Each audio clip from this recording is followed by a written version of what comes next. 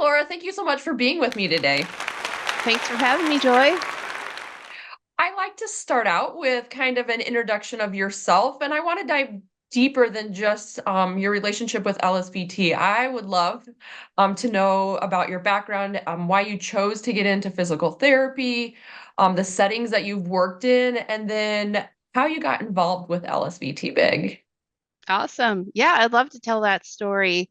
And I think everyone that is a PT for the most part has some personal connection with physical therapy, either themselves or a family member. And in my case, I was 13 and my grandpa had Parkinson's. And at that time, I had no idea what Parkinson's was. He had a tremor. He was probably in his early 60s. But then, unfortunately, he had a really, really devastating stroke. He almost died. And at that time, the whole family came together, where they were there supporting him, praying for him, all that. And it turns out that he survived. And we stayed there for a while, and I got to be there for his rehabilitation sessions as an inpatient rehab. And that like totally was fascinating to me. And immediately I knew like, wow, this is what I want to do. I was interested in healthcare, but like many people, I'm like, I don't want anything to do with bodily fluids. And the idea of like neurorehabilitation was, it just lined up exactly with who I was, what I wanted to do. And so at a very early age, I was like, I want to work with a neural population and a geriatric population. That was my thing. So I went to the University of North Dakota and declared my major as physical therapy. Got in at that time; it was a master's program, and took every neurogeriatric course I could. Didn't take any pediatric courses. I'll tell you, my entire time while I was there, and I loved it. I had such great clinicals, and it was amazing. So I graduated and really wanted to explore the world, get beyond North Dakota. Nothing wrong with North Dakota. I just wanted to experience something different. And so I moved out to the Seattle area, to a suburb called Federal Way, and started working for a group health cooperative in an outpatient setting, where it was very general. You really saw everything. And so it got my feet wet as a physical therapist. Spent about a year out there, met my husband, and drug him back to North Dakota because unfortunately my mom was quite sick with cancer at that time. So then I really needed to get a job and I went into acute care because that was what was available at that time. And I think acute care is always really a great position to have as a younger clinician because you get exposed to so many different things, have to make decisions quickly. It was just a really good place for me to be. But my heart was still neuro rehab. That's what I wanted to do. And so I began doing inpatient rehab, some outpatient neuro rehab, and then over the next few years was able to really go full time doing outpatient neuro rehab in our hospital system. And that was just my heart and soul and passion. Of course, like most therapists, I, rotated and did orthopedics on the weekends and things like that. But I loved outpatient neuro rehab, and I worked with, well, several amazing neurologists and movement disorder specialists, and we had a very, very close working relationship. And being in such a rural area, we saw patients that would come for hours, from hours away, to see our neurologist because there really were none. And so I also had the opportunity to do a lot of screening of people that needed some recommendations that they could take home with them and then follow up with their local PT or OT there. So because of that, I was able to see a lot of rare disorders. I was on interdisciplinary teams for Parkinson's disease, Huntington's, muscular dystrophy, ALS, saw a ton of patients with multiple sclerosis. And so really got a huge breadth of experience in many different diagnoses. I did do a short stint in like mobile practice, outpatient Part B. That was fun too, but most of it was outpatient neuro rehab. And anyway, so I was seeing a lot of patients with Parkinson's disease, and like many people, I was having success with them in the treatment session, right? Cueing them to move bigger, walk bigger, and it was great. They could respond to the cues of amplitude, but I was really feeling a little frustrated that they were coming back the next session and the next session and the next session, like kind of like I'd never treated them before, right? Even though they knew in their head, yeah, I should do this. And so I really didn't know what to do. That was back in 2009. And my speech therapist that I work closely with, shout out to Margie Hennison. She was LSVT Loud certified, fairly newly certified, if I remember right. And at that time, LSVT BIG was pretty new. Our first training course was in 2007. And she said, Laura, you should really check this out. I know you love Parkinson's, and, you should go and take this course. So I absolutely knew nothing about it, but I said, well, of course I'm going to do that. So yeah, so I went to one of the very first training courses in 2009 and got certified in the Twin Cities area and came back. And actually, it was a Saturday, Sunday course. On Friday, I evaluated a new patient. He was wonderful. He was a retired pathologist, had Parkinson's. And I said, hey, I'm going to go to this course. I have no idea what I'm going to learn, but are you game? And he said, sign me up. I'm in. And he was the perfect first patient because he was like, ideal, textbook idiopathic Parkinson's disease, was like all in, super motivated, did whatever I wanted to, had grace when I made mistakes and was looking at the pictures and I was like, oh yeah, I did that one wrong.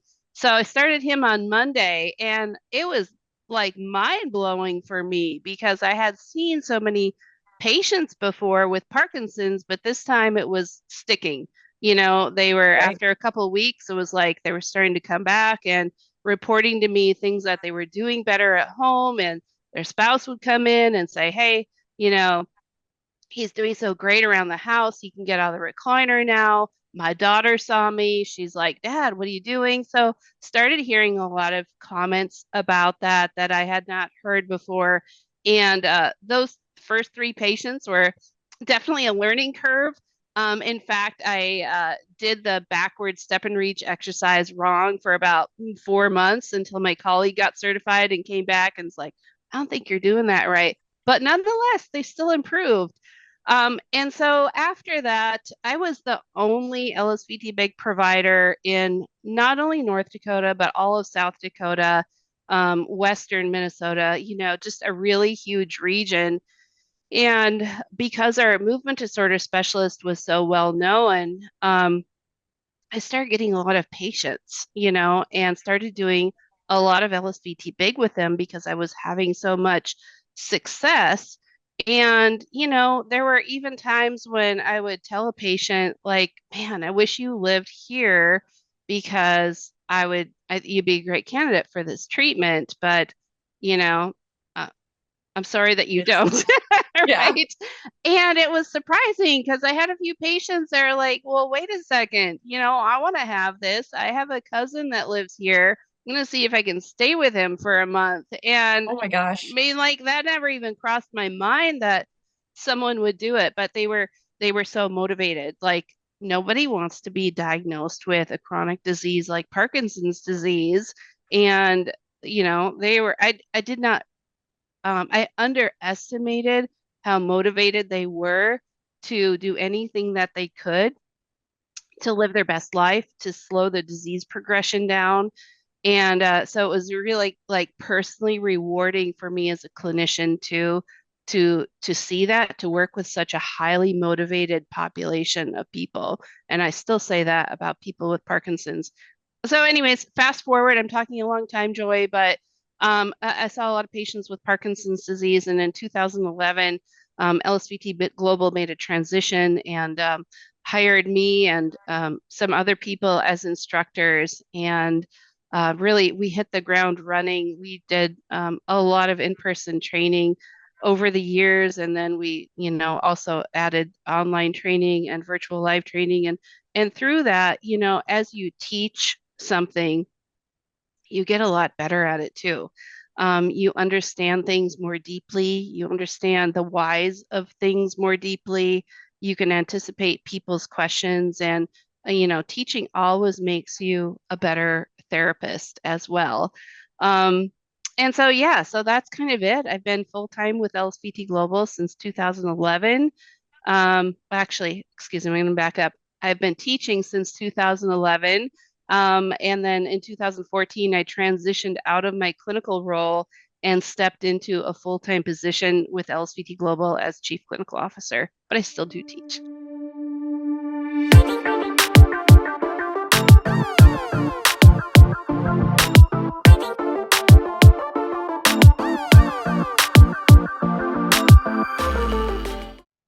That's excellent. Yeah, I completely agree. I actually never thought I would want to be a teacher.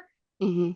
But it is rewarding, and like you said, you do learn things deeper and get a better understanding of everything. And I Yeah. think you and I have chatted about this before, but LSVT BIG was my first certification as a student. Oh, that's So I've right. Yeah, always known you and Ginny to be the face of LSVT BIG, or from when I got involved with it. that's Um, right.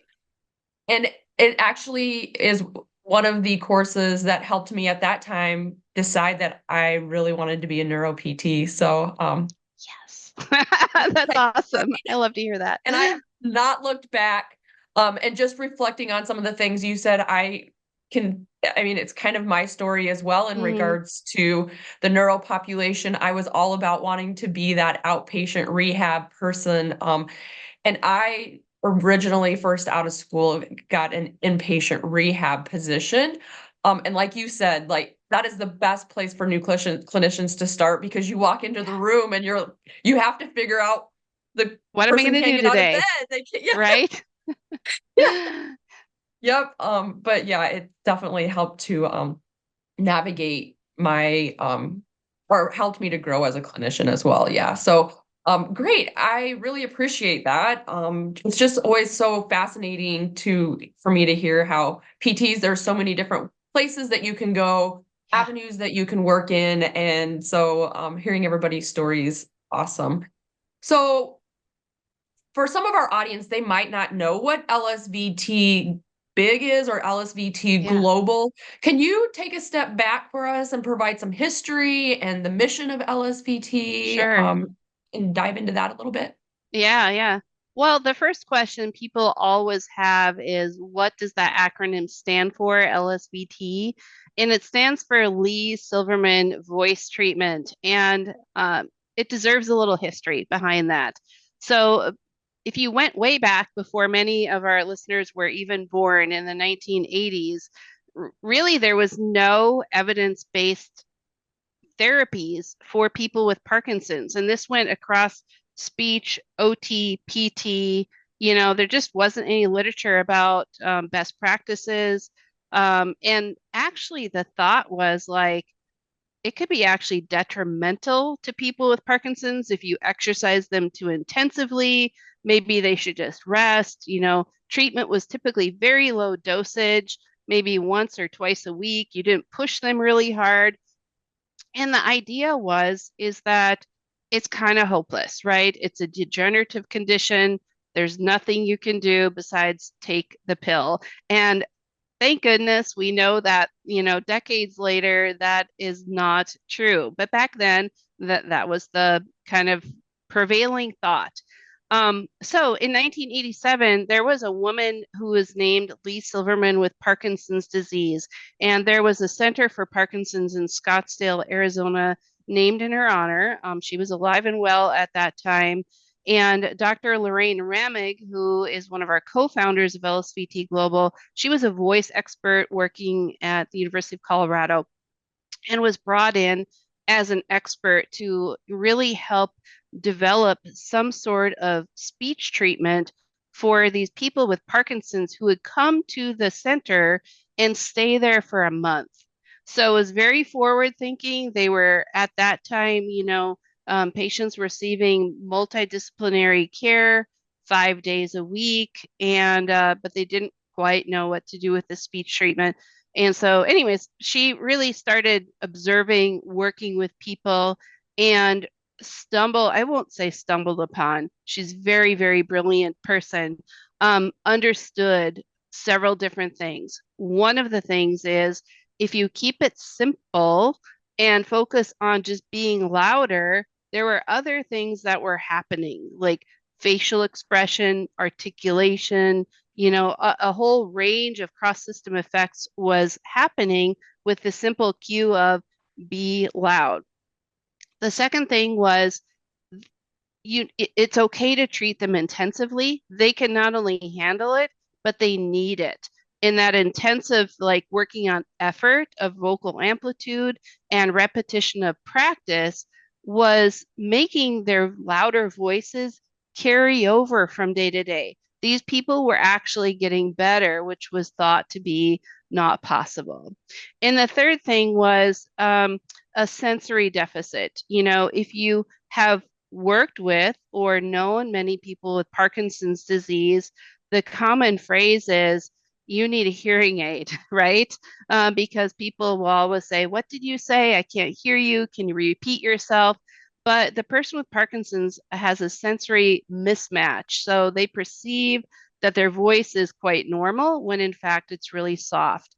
And when they speak in a more normal volume voice, it feels very loud to them. So it's a mismatch between what actually comes out and what they perceive. And so these three key principles were really amazing, and she decided to really pursue research her whole entire career and developed a treatment protocol that was named after Lee Silverman, called Lee Silverman Voice Treatment, because at that time it was all about improving voice in people with Parkinson's disease. So it was very effective. She and her research team put out several randomized control trials, and to date, it's the gold standard of speech treatment worldwide. It's the only speech treatment with level 1 evidence globally, and it's very well esteemed globally. Well, so that research was happening starting in the early 1990s, and then fast forward going on as it was established.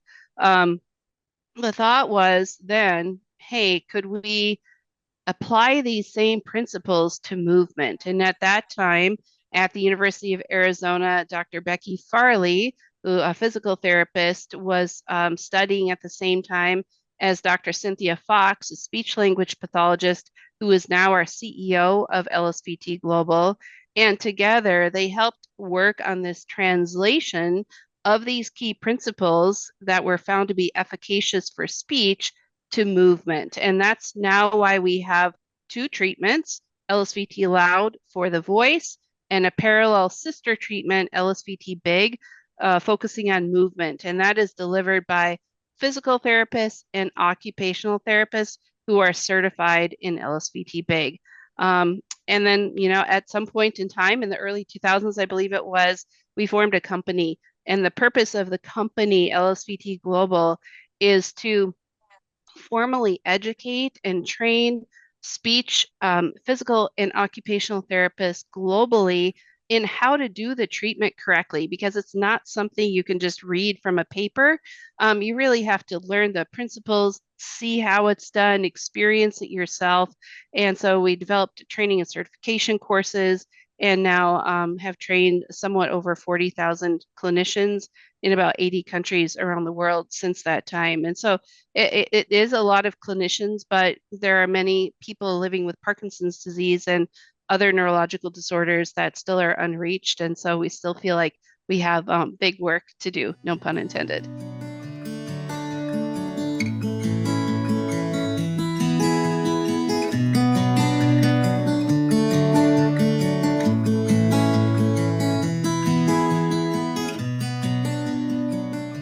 I love it. Yeah. Yeah, that's I saw that you had gone globally, and so talk a little bit more about your outreach and how you guys are going to other countries and how you're Mm. kind of growing as a company. Yeah, yeah. Well, it's been a huge evolution over the years that predates me for sure. For those of you that are that remember the days of remember like projectors and slide reels with actually slides. I mean, that's what Dr. Ramick and Dr. Fox were doing in the beginning was hauling, Oh my slide gosh. reels and projectors with them all over the world. I mean, they were very, very ambitious, but so passionate about, getting this education out to clinicians all over the world. And so did that for many years. And then as technology advanced, of course, then we get PowerPoint. But for many years, we were doing um, in-person courses. And I can't remember, I think it was 2018, we did like 55 in-person courses that year. It was, a lot of traveling all over the world. Really, really fun. I think, eye-opening to understand how much the same we are it's independent of culture, right? I mean, PTs, we all kind of have the same heart. People with Parkinson's, the symptomology is the same no matter where you go. And so there's this instant like connection no matter what culture you go to that, yeah, I get it. But anyways, so we did in person, and then in of 2014 is when we launched the online version of the LSVT Big course, and that was simply to be able to reach more people that for whom it wasn't feasible to go to an in-person course. And that was a really huge project, and that's helped us to advance greatly. We've reversioned it since then to make it even more interactive. It's an amazing course. And then COVID happened, right, in 2020. And, if you remember back then, we really didn't know how long it was going to last, what was going to happen. And early in 2020, we had a whole year full of courses scheduled. Um, and our first one, I think we had one in March, and we're like, should we do it? Should we not? And we did it, and immediately after, the whole world shut down. But we had a course scheduled for Japan. And so we said, what are we going to do? We have to deliver this training that they've signed up for. So really quickly, we pivoted. And that's one of the things I love about our company. It's small enough that we can do quick pivots. And we developed an entirely virtual live, Zoom-based application of our course. And at the same time, also launched a brand new learning management system. And so it was an exciting time, and we jumped right in. It turned out great, and we learned some more lessons about it, like how to be as interactive and engaging as possible, how to have virtual practice sessions. We even bring in volunteers with Parkinson's disease to practice with the clinicians on day two. We still do that. We wanted to preserve that element. So since then, we've done, quite a few virtual live courses. And eventually, when things settled down from the pandemic, we started bringing back some in-person courses as well. And now we offer all three options because we know that people have different learning styles. And some people absolutely prefer in-person training. Some absolutely prefer the convenience of being able to sit like you and I are and, learn that way. And other people love an asynchronous course just because they can do chunks at a time, they can process, they can pause, they're not mentally checking out after 6 hours of lecture. And that's been really, really great as well. So that's where we are today. I love it that there's so many options because you're right. I mean, I was ready to get back. I am all about live and in-person. Yeah. But everybody learns differently. So that's great that you Well, have all of the options. and I think it's maybe a little bit generational as well. What I've been, I read all the course reviews, of course, thousands a year. And I think to some extent, like my generation is a little more comfortable with in-person learning because that's what we're kind of used to. And I feel like the younger therapists are a little more comfortable with the online learning, but that's just my own generalization. So, let's dive into a little bit about the partnership that LSVT Big and Urban Polling has. Yay! Um, we always are at the same conferences, and like I Yeah. said, we met a long time ago, but really, um, I got excited when I started working for Urban Polling and saw this project come across my desk that we were going to be doing with LSVT Big. Do you want to talk a little bit about that announcement and what's going to be coming Yeah. forward? Yeah, so excited about it. I mean, if you are a therapist, you instantly understand the synergy between working on an amplitude-based intervention like LSVT Big, where you're working on big posture and big arm swing and big steps, and what really some of the fundamental goals of urban pulling are, of activating posture and trunk and arm swing and balance and amplitude of step, it's so synergistic. And so I think I can't remember how the idea initially started, but we thought, man, what if we had kind of an advanced course for LSVT big clinicians to learn how to utilize and incorporate the activator poles throughout the LSVT big session. And I think that was actually your idea, was it not, Joy? And so, Well, yeah. I remember talking to you one time and you're like, "Do you use the poles when you are doing LSVT big?" And I sat there and I'm like, "I do. I don't know if I should be telling." You're like, is that allowed? Yes, it's I allowed. don't know. I was like, "Yes. Oh, I don't know." But it works so well together. And so Yeah. Yeah. So Joy and I have worked together to develop this course. I'll say mostly Joy. Maybe I was giving her a few ideas behind the scenes, but it's an amazing little short course. It's a few hours long, and the first part of it will really teach you the fundamentals of, urban polling, how, what the difference is between urban polling and using the activator poles, the different populations, all the benefits of it, the research behind it. That's all Joy. She does a really great job on that. And you need to know that.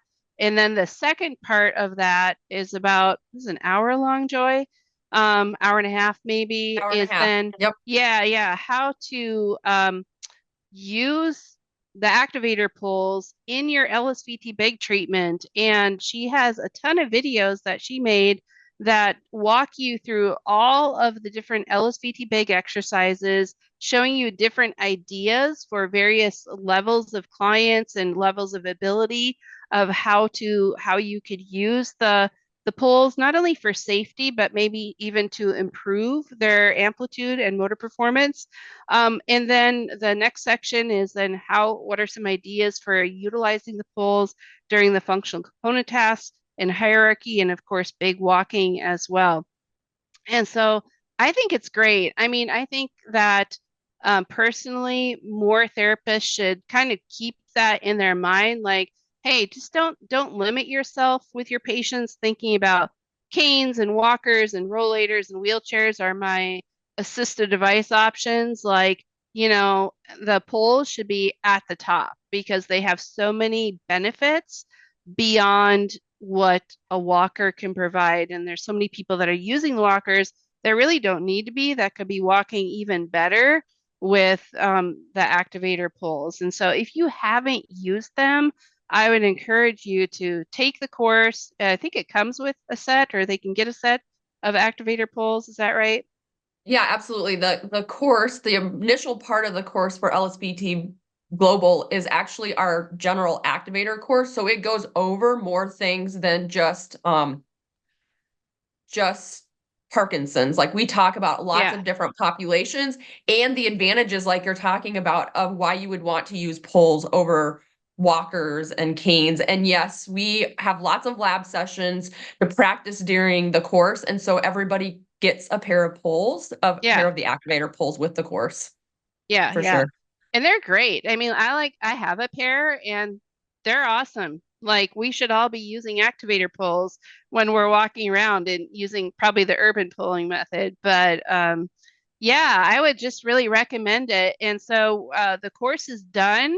Yay, Joy. It's done. We're waiting on CE approval at the time of this recording, but that won't take, long at all. And you will be, if you're LSVT BIG certified, you will be able to register through for it either directly through the Urban Pulling website, or you can go in your clinician account and we have a kind of a new landing page that you'll find in there on, you know, um, courses, like our partnered courses, and that will take you directly there as well. That if you want to, you can register for that and sign up.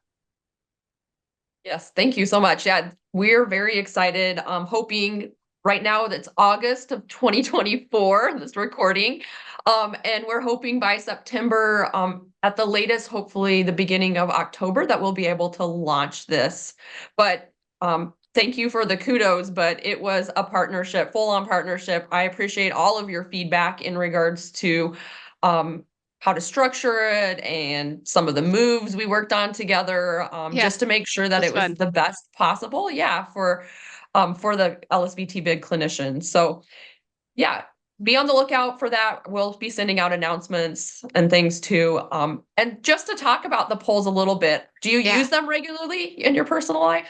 Oh yeah, yeah. I have a super hilly neighborhood and they're great. They're really great for that. I mean, they really do make you feel like engaged in your core and um that you actually burn more calories using the pole, but somehow it makes it feel like you're actually using less effort. I don't know how that works, but it does. There's research, actually, two different articles that are out there. One of them is more geared around the chronic condition, and the other one is geared for athletes that use poles. And both of them that's exactly what they found is that, yes, they have more caloric expenditure, but people reported on the RPE scale that they were using less effort. They Yeah. had no clue that they were working harder. It's So really paradoxical, isn't it? But that's a it's win. crazy. That's a win in my life if I'm burning more calories but don't feel like it, I think it is in everybody's life, right? Like, that's what I always right? tell my clients. I'm like, who doesn't want to get a better workout? Know that they are. Yeah, exactly. I use them all the time too. We just got back from Alaska. I go hiking with them. I walk my dogs with them. So yeah, and my clients absolutely love them. Just from putting them in their hands, they can tell the difference of their posture and stuff like that. So Yeah. excellent. Yeah. Well, I don't have anything else for you today. I greatly appreciate you filling us in on your career path, how you became involved with LSVT Big. I think LSVT Global is such a great organization, and it's really helped so many of my clients as well. And now this new partnership where people can use polls and LSVT Big together is going to be huge. Um, do you have anything else that you would like to talk about today or that you wanted to tell people? Yeah, no, I just thank you for the opportunity for sharing my story and sharing a little bit about LSVT Global. Um, if you ever have questions or want to learn more about LSVT, our website is loaded with information. It's just lsvtglobal.com. And our website is really geared for both patients and families and clinicians. And so if you're patients, if you're patient washing or you have clients with Parkinson's disease, there's plenty of information.